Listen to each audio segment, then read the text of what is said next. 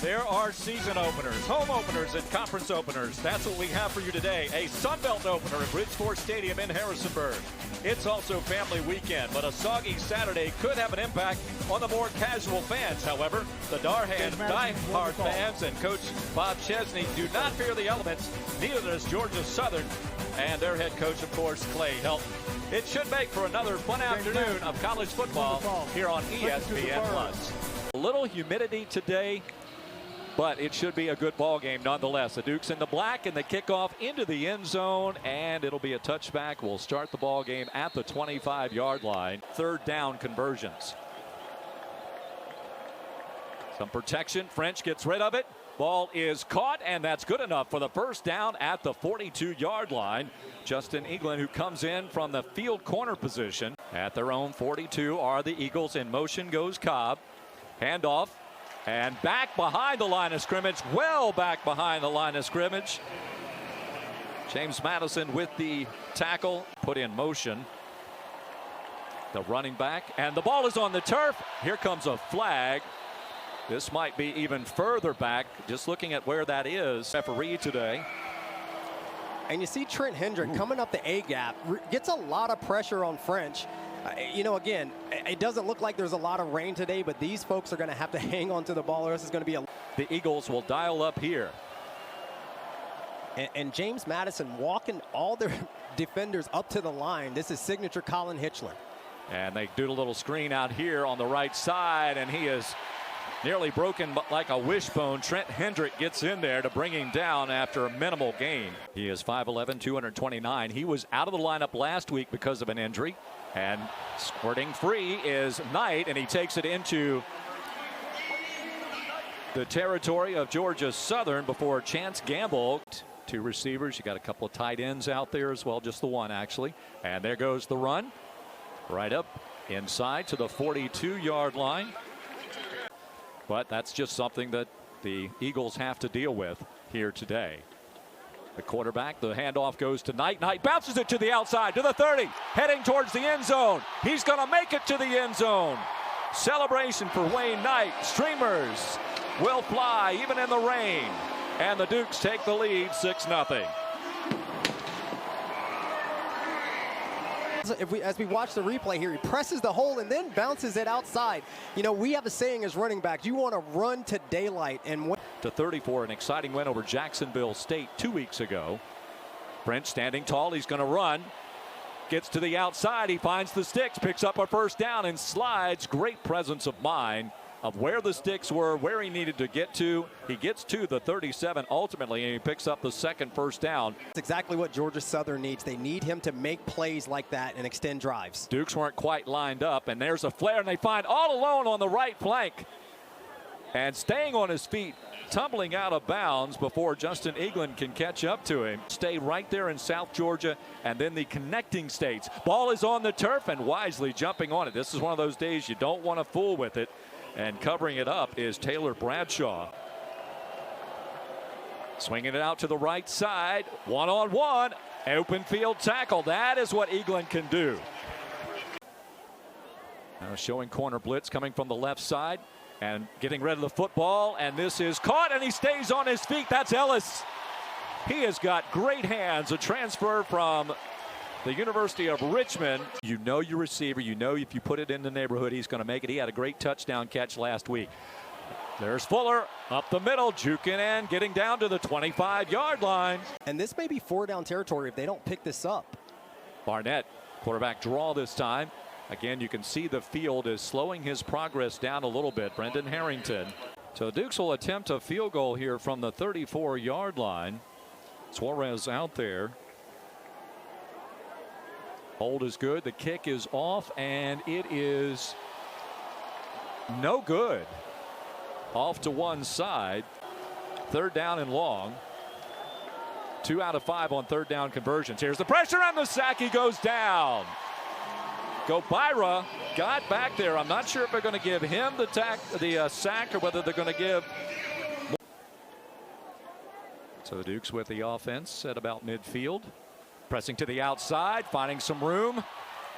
And picking up nearly 10. We'll have to check the sticks as Wayne Knight with a very patient run, picks up 9 for the Dukes this time.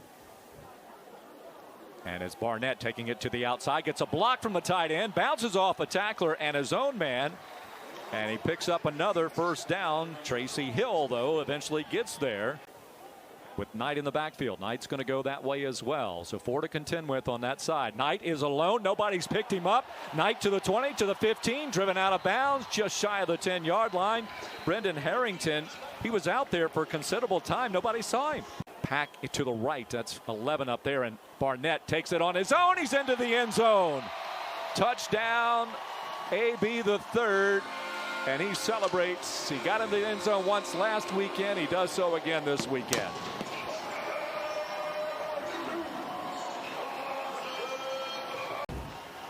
Well, beg your pardon. He has 29 passing touchdowns. That's his 12th rushing score. And we've seen this concept by the Dukes a lot at goal line. You know, they empty the backfield, trust. They bunch it up. This almost looks like wing T days. Little cross buck action maybe. And it nearly squirting free. And what a run that was. Tyler Brown grabs his counterpart, David Badinga. Yeah, that was my bad, Weston Bryan. A 6'3", 250-pound freshman from Leesburg, Georgia. Now airing it out again, making the adjustment. Did he make the catch? They're saying yes, he does at the 14-yard line. Great haul in by Camden Brown, Justin Eaglin. And I'm surprised they didn't take a look at this play. It looks like he tapped his foot inbounds. I mean, that is a big-time catch. That would have been a catch in the NFL. He got both feet in bounds. And they got 3 points on the board now if they can stay here, but they'd love to have 7. Faking the pitch. And that is shy of the first down. Small deficit. And a chip shot of 26 yards. Smith is your holder. Here's the snap. It's good. And cleanly through there. And the Eagles are on the board with 4:15 to go. Ball is kicked a bit short this time. To the 20, to the 25, coming out to the 30, finds a little bit of seam, cuts it back to the inside. He's in the open field, going down the middle of the field. There's number 21 hustling on through. That's Curtis Harris Lopez. Lopez to the end zone for the score. Well, yesterday, as we were leaving our meetings with head coach Bob Chesney, he said, you might see Harris Lopez. But he just uses his vision. A lot of times on kickoff returns, you just want to hit a seam and go. But, you know, he made one person miss and then made 11 people miss on that play. And what a play by the former New Hampshire Player of the Year. And I look at down at the bottom of the screen, you got Camden Brown. But they flared out to the outside, and trying to pull it out there is Cobb. It's a good play call. Terry Lockett makes the tackle. Badinga again, and he is smothered. Go Byra and Gannon Weathersby. Hendrick, the linebacker, gets over outside the defensive end. Trying to run with the football is the big guy, and he will not get it. It's a change of downs for James Madison. That drive with a run play. And again a run. This time it's Knight picking up the first down.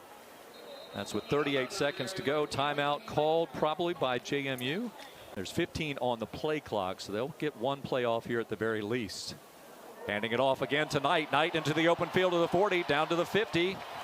Nearly to the 50, that is. He stopped at the 47-yard line. Aiden Jackson stops him there. 10 seconds remaining. In pass defense, but today it's the rush defense that's really showing up big. This is TJ Hartley kicking off this time, and it comes up shy of the goal line. And again, a nice return for James Madison. Staying on his feet is your return man for the Dukes, and that is Wisłowski.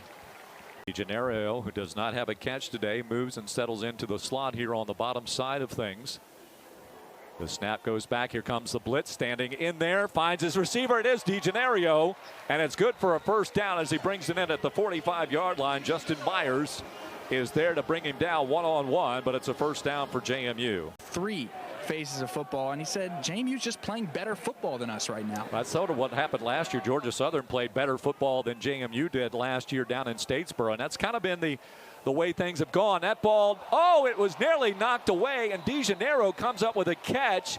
But does he stay in bound? Yes, says the official. First game in this series, which is now at number 12. What do you think there, Delvin? I think that's a catch. I mean, it looks like he secured the ball and got that foot down in bounds before his other foot landed out of bounds. We'll get a good look at it right here. Actually, it's kind of simultaneous. It's going to be an interesting call. I think it's very, very close. Because it was ruled a catch on the field, I think there's a pretty good chance this one is upheld. The ruling of catch is upheld. French looking, and he makes the reception, just stepping out. Justin Eaglin is there defensively, but a nice catch from Marcus Sanders. If he keeps his balance, he's down the sideline for a score. He's taken off several times. Yeah, and if that guy's doing it, then other guys are going to be doing it too. And this time he goes down. He manages to squirt free of all those black jerseys and gets back. And they're showing it again. Hendrick out of Richmond, Virginia. And is closing in, and he's tackled, brought down again. That's Sahir West. And listen, you don't need to bring a linebacker if you can only rush 3. Over the middle, and the ball is caught out of the backfield is Wayne Knight. It is Fuller. Fuller finds some space here on the outside. Down to the 10, and looks like he might have stepped out of bounds, or no, he's in for the score. I thought he might have stepped out at the 5, but my eyes couldn't pick it up that cleanly, and it is a touchdown for Fuller.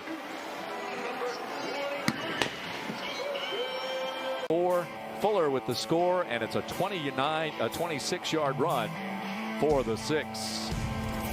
Yeah, Applin, a legend in Jonesboro, leading the Red Wolves to a couple of Sun Belt titles. Over the top, and the ball is caught, stays on his feet, moving to the 10, caught from behind, and that is Camden Brown, the big playmaker.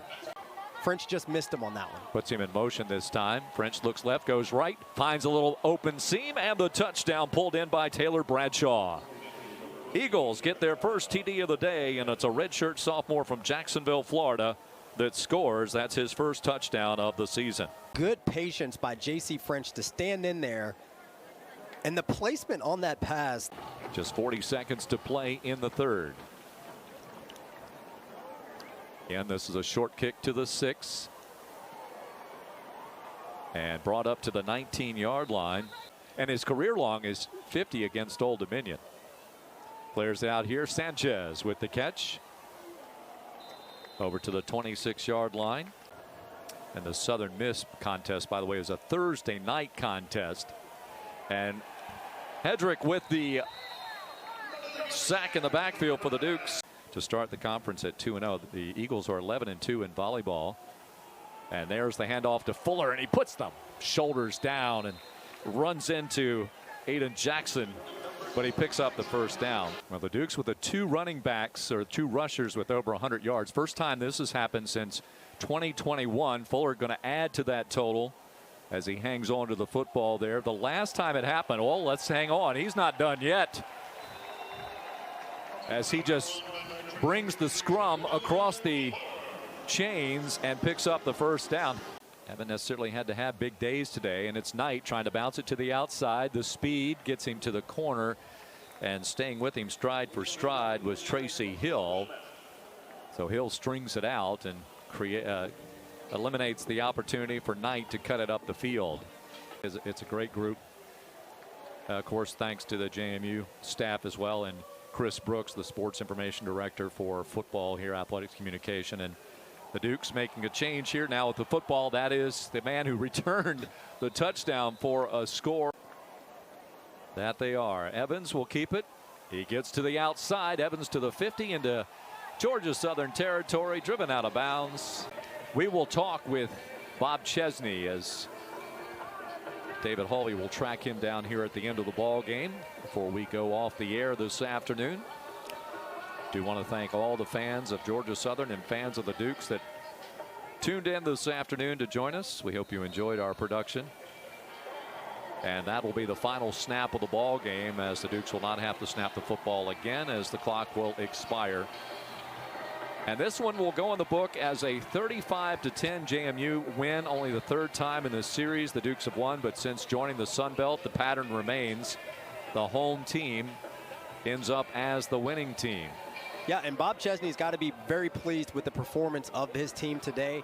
You know, there were a couple of things here and there, a couple of penalties that took points off the board, but overall a very impressive performance for James Madison.